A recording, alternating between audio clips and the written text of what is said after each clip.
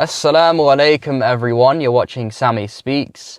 My name is Sami T. Naseem. It's good to be back with you all again. A little bit later this week, but it's going to be a big show nonetheless. We've got a lot to discuss, a lot to go over today. We are going to be looking at my personal 2028 presidential candidate draft picks, who I think really stands a chance in 2028.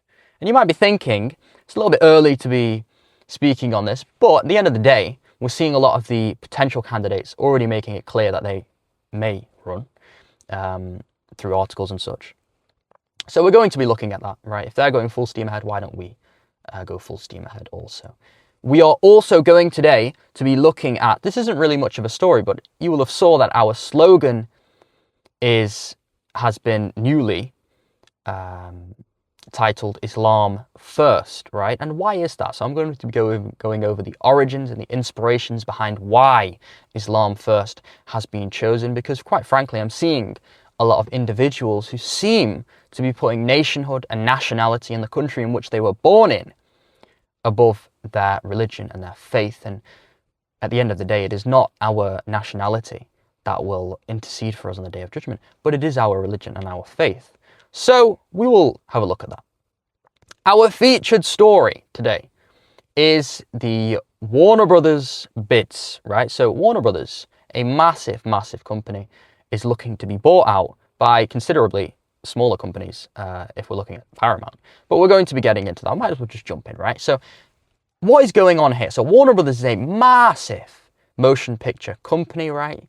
They are behind, obviously, Warner Brothers Pictures. They are behind DC Studios. They are behind CNN and Warner Brothers Animation and Looney Tunes and all of these different HBO and all of these different companies and brands. They bring a lot to the table, right?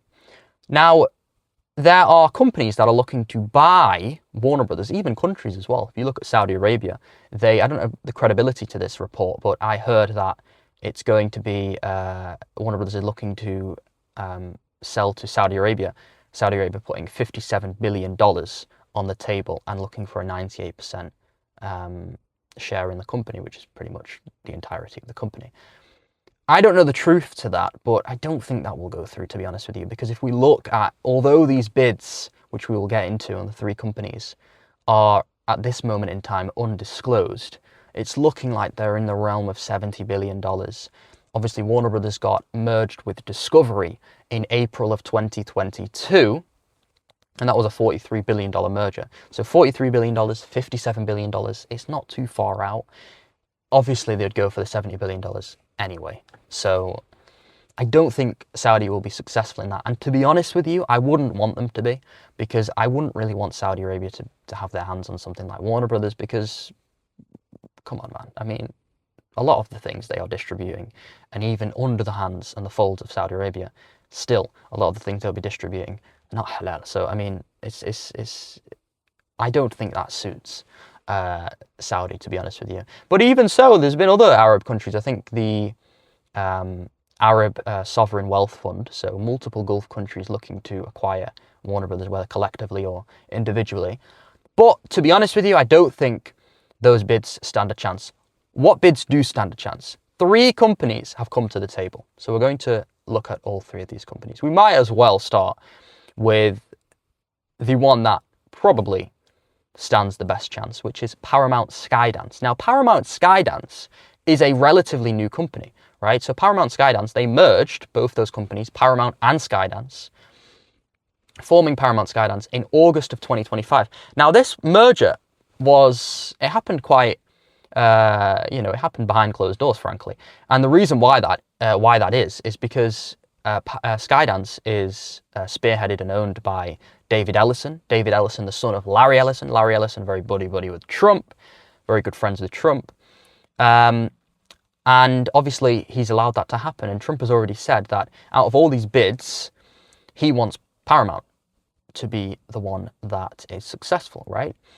But anyhow, they merged in August, Paramount and Skydance. That was an $8 billion merger.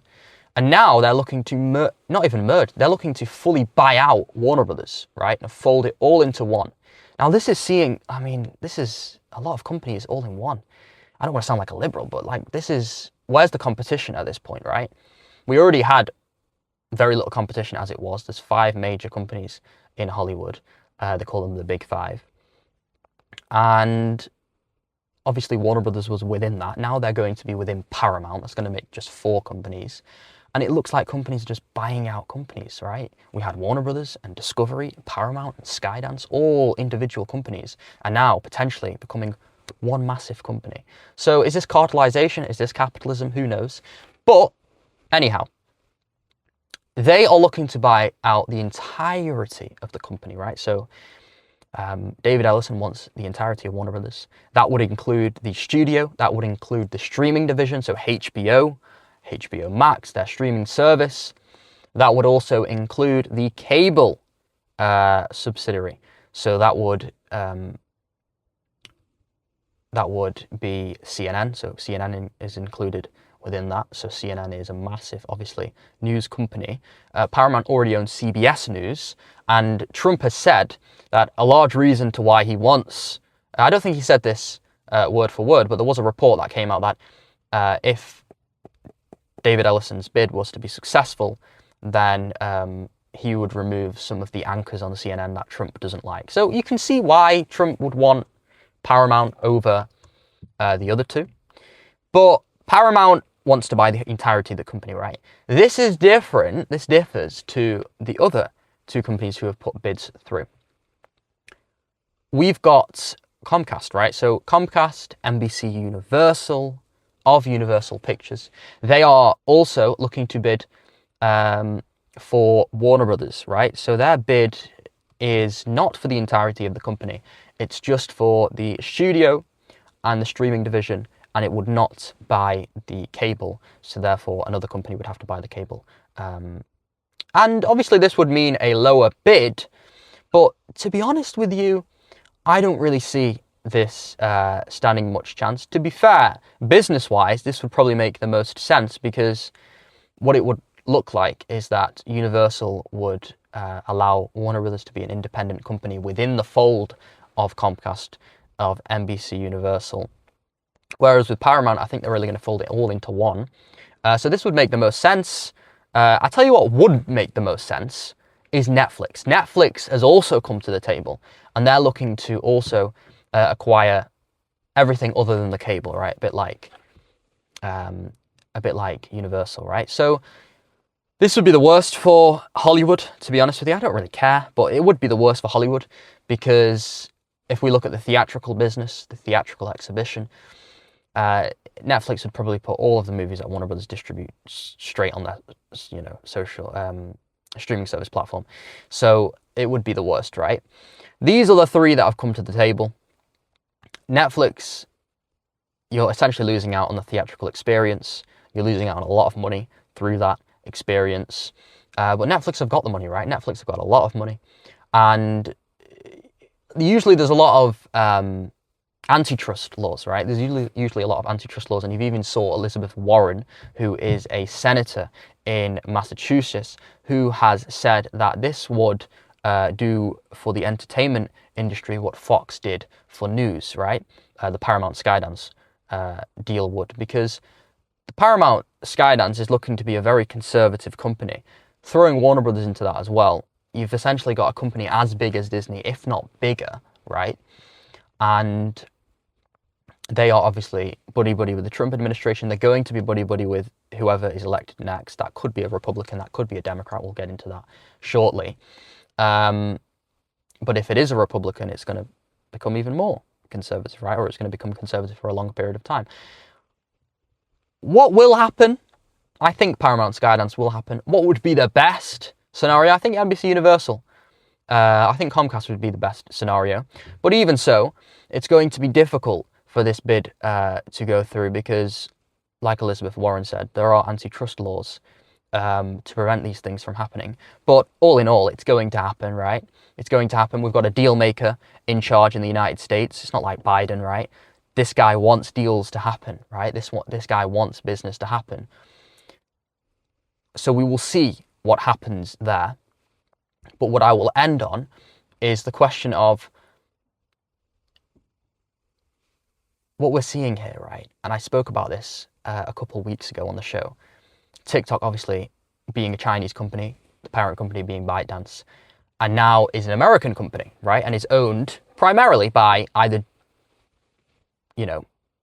Jewish individuals or Christian Zionists, right?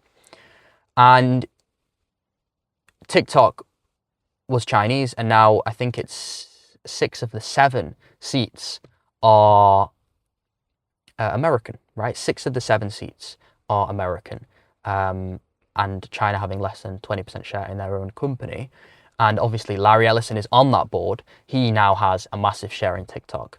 His son now will have potentially the biggest studio in Hollywood. Both of them being pro-Israel, both of them being Jewish, right? TikTok having Rupert Murdoch on there, another Christian Zionist, right? We've got Michael Dell of Dell Technologies being on the board of TikTok, another Jewish individual. And why is this? We already spoke about why TikTok was acquired, and we know why it is, right? We look at the report by the Tehran Times and the ADL CEO Jonathan Greenblatt saying that the US has a TikTok problem, and the American youth are being propagandized by TikTok to not be a fan of Israel and all of these things. So is this the same thing that's happening with the entertainment industry? We're seeing these companies being bought out by either Jews who are pro-Israel, right? Or Christian Zionists, right? Christian Zionists. We'll see what happens, right? We'll see what happens, but I would, if you were a betting man, which I'm not, and I do not advise you to be a betting man, obviously the pick is definitely Paramount Skydance. My 2028 presidential candidate draft picks, what are they, right? What are they? Well, first and foremost, let's start with the Democrats. Zohran Mamdani, right? This is a difficult one because I don't think he can run. He's born in Uganda, so he's not a properly naturalized citizen or whatever it says in the Constitution. So I don't think this guy can run. But he was in the Oval Office about a week ago, and what a performance. I'm sorry to say. Even Trump, they both performed very well, They both performed very well. It showed a lot of bipartisanship, to be honest with you. Zohran was good. Trump just loves, I don't know what it is that he likes about him, but he just loves him, right? He's a cool guy, but he just likes him a lot more than a lot of the Republican base, that's for sure. And the Republican base was up in arms when Zohran was there and Trump was being so nice to him and so kind to him. They were like, you can't treat this guy like this, right? And the entirety of the Fox News coverage was just debunked in less than an hour. So it was hilarious. But I don't think Zohran could run. I do think he would stand a very good chance. He's young. He hasn't really got much experience, but he's definitely got a lot of interest behind him. That's for sure. A lot of people are interested in him at this moment in time. Perhaps it will die down, right? Perhaps he will do a terrible job with New York. We'll see, right? But even so, there's no way he can run. And Cenk Uygur of the Young Turks, who I actually think would be an okay choice. He's a Democrat. He would run as a Democrat, but he's more of like a Democratic populist. And I think that's what either side needs right now. Trump calls himself a populist, but even Zohran would call himself a populist. But I think that is what the both sides need. As for who the Democrats could run, because it can't be Zohran, they could run an AOC, but I don't know, man. I think the Democrats have got a woman curse, to be honest with you. They tried to run Hillary, not very successful. Tried to run Kamala, even less so successful, right? AOC, I mean, it would definitely be a pick. It would be a risk. I don't think it would work out, to be honest with you, because she's, again, socialistic. I don't want to call her entirely a socialist, but I don't think that would work necessarily. I think they need someone new, someone fresh. They definitely need someone of colour, because that's the Democratic playbook. So Gavin Newsom, I don't think that's going to work. Although he's a fantastic speaker, he's just so to me, he just seems so untrusting, right? He's such a snake oil salesman, you know what I mean? He's just too slimy, bro. I don't like him, but he is a good speaker, and he's also white, so it's not going to work, right? So Gavin Newsom, get out of here. It can't be him. I like Stephen A. Smith, right? Stephen A. Smith is obviously not a politician, but I think this is what the Democrats need. The Democrats haven't tried to run someone a bit different. It's always been off the same cloth. Stephen A. Smith's obviously a black guy, and I think he could be somewhat successful. He said that he hasn't ruled out running, and he said that if the country continues to not do well, Trump will say, oh, it's doing well. Walmart's saying that there's 25% reduction in groceries from last year. But if you speak to the average American, I mean, I've got friends who are in the States, and they tell me that everything's very expensive still. And obviously inflation has gone down, but the prices haven't really necessarily gone down. So I think Stephen A. Smith could stand quite a good chance, you know. I think he's a very charismatic guy. He is a cool guy. I like to watch him. He's obviously a sports commentator, but he's sort of bridged the gap between sports commentator and now he's starting to talk about politics, and his takes are quite good. I don't know his takes on Israel, and this is something that must be mentioned. The person that runs in 2028, it's a double-edged sword, right?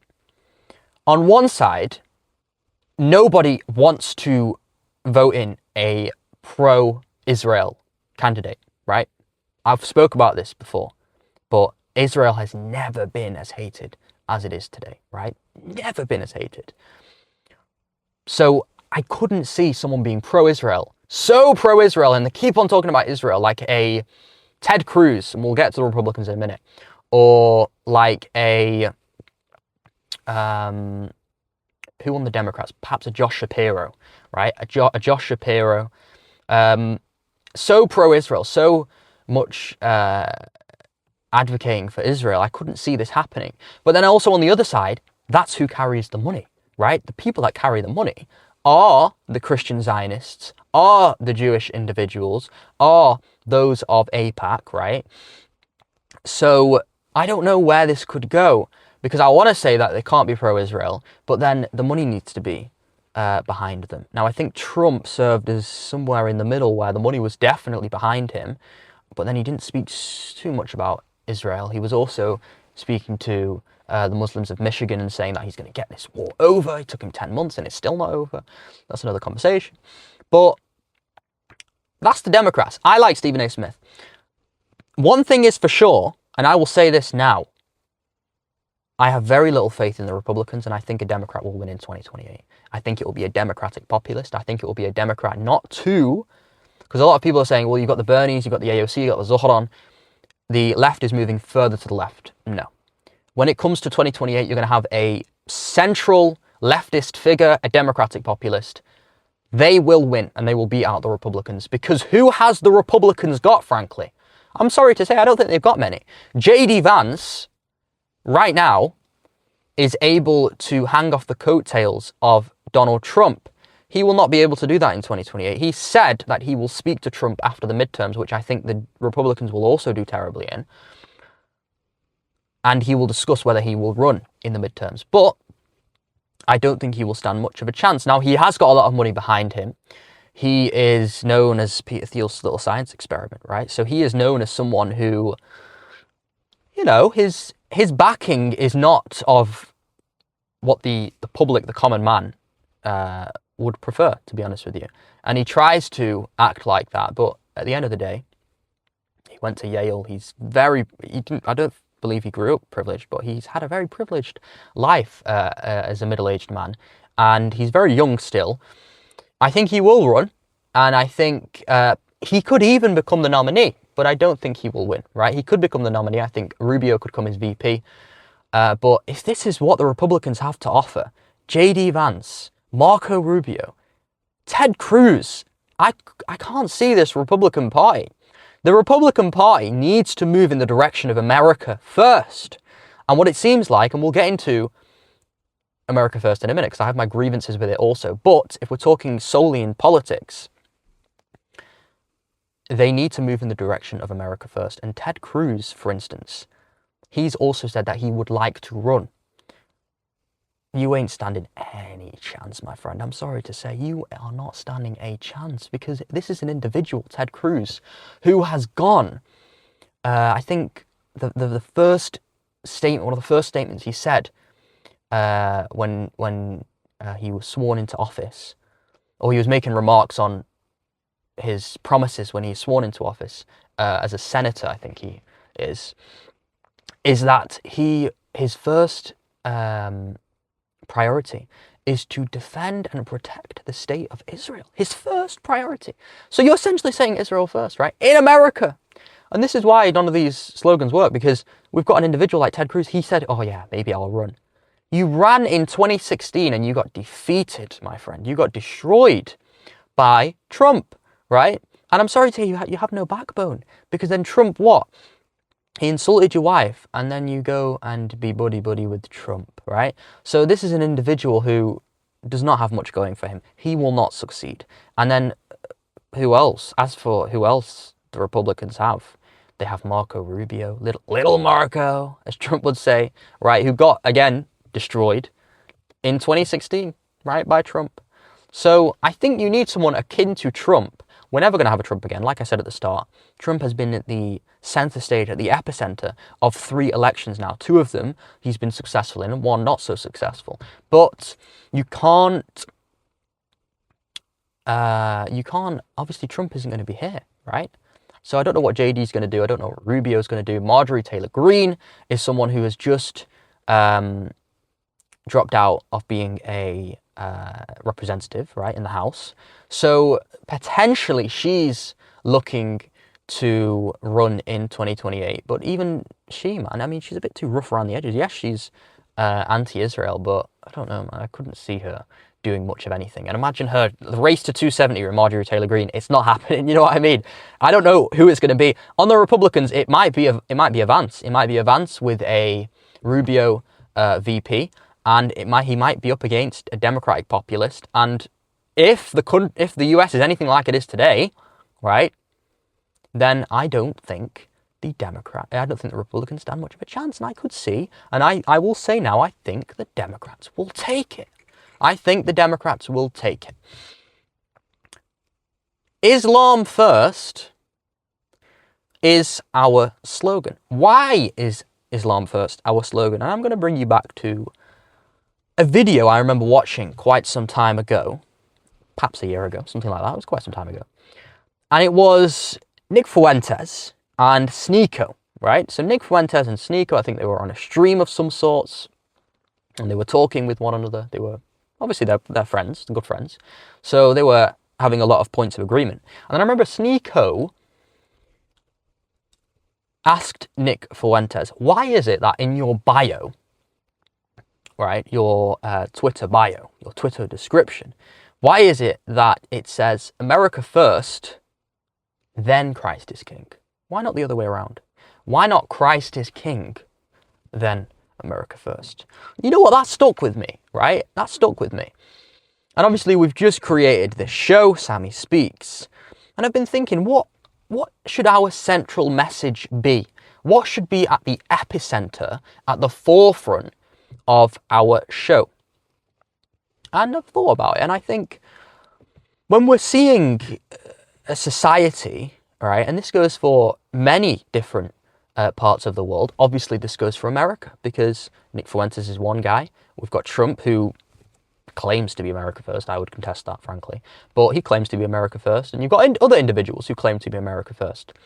But even if you are as far to that America first ideology as possible, like Nick Fuentes, why is it, my friend, that you are putting your nationality, right, your nationhood, the country in which you were born in, above your religion, right? He being a Christian, right? Me being a Muslim, right? Why am I not Britain first? Why am I Islam first? Because frankly, and Britain first is Paul Golding's, right? Paul Golding is saying Britain first. And this is the problem. And I've said this to a friend of mine. We've got individuals who care more about how high they can raise their flags than how Christian they can make their children. This is a problem. This is why Christianity is dying in the United Kingdom. This is why Christianity is the slowest growing religion on the planet, right? Because for every person that joins Christianity, 3 leave, according to Pew. For every person that leaves Islam, 1.2 grows, right? So Islam is the fastest growing religion on the planet. Why is that? Because Muslims tend, not always, but Muslims tend to put their religion before their nationhood, right? And the moment people start to do that, let's say USA, for instance, they put Christianity above the United States. This is where all the problems will start to be fixed, right? Because obviously I've got my grievances with Christianity from a theological standpoint, but from a moral standpoint, all of this degeneracy and this immoral activity that we're seeing, right, in the United States would all disappear under the folds of more Christianity. It's not necessarily to say that it needs to become a theocracy, but Christianity needs to be promoted more, right? But they're not doing that, right? And I'm not here to fix their problems for them. But what I will do is I will try my best to push a message which is for us, for Islam, right? And as I said, even amongst Muslims, this can be a problem, right? We're seeing, or we've saw a lot in the subcontinent, in Pakistan, in India, where they tend to put their nationhood and their culture above their religion, right? And you'll ask them, they'll say, no, I put my religion first. But they don't, right? From what we can see, they don't. And some people do this in the Middle East also, right? Some Saudi Arabians, very nationalistic.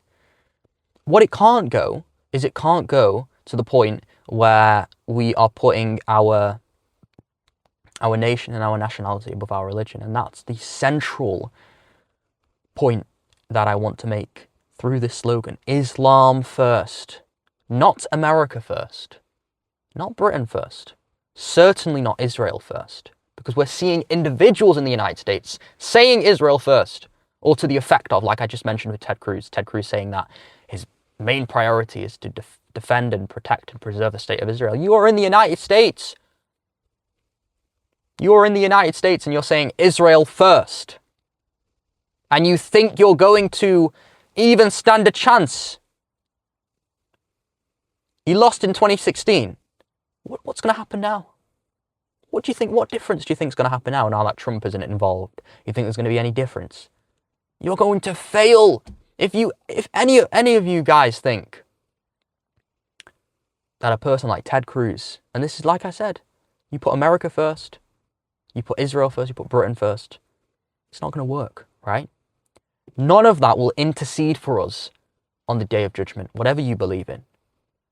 But we believe in the fact that not nationality or nationhood or the country in which we were born in will intercede for us on the day of judgment. What will intercede for us on the day of judgment is our religion, our faith, our good deeds, praying, fasting,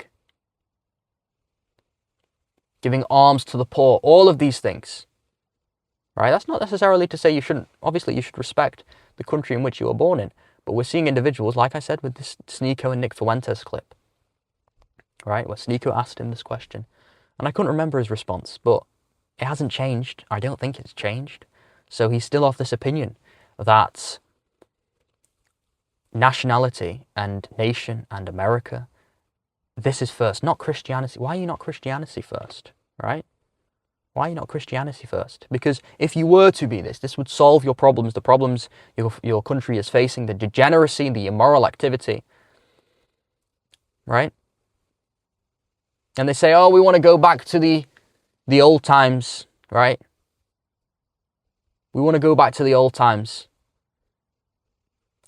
And it's the truth is staring you. It couldn't be more clear, staring you in the face. But yeah, that is Islam first. That's why Islam first is our slogan. Not Britain first, like Paul Golding states. Not America first, like Nick Fuentes states. Not Israel first, like Ted Cruz states. But Islam first, right? Like I said, that's not to say we shouldn't respect the country in which we were born in. We should absolutely respect the country in which we were born in. And in fact, our Prophet, sallallahu alaihi wasallam, tells us to respect the country in which we're born in, especially if it's not a Muslim country, right? Because we should respect the rules of this country, the UK. But that's not to say that we can't put our religion and our faith above that which we were born in, country in which we were born in. But yeah, that's a long monologue. A lot to say, but it has to be stated, right? It has to be stated. That's the end of the show. We've had a big show today. We've had a lot to discuss, a lot to go over. We'll see what happens with the Warner Brothers bids. We'll see who ends up running for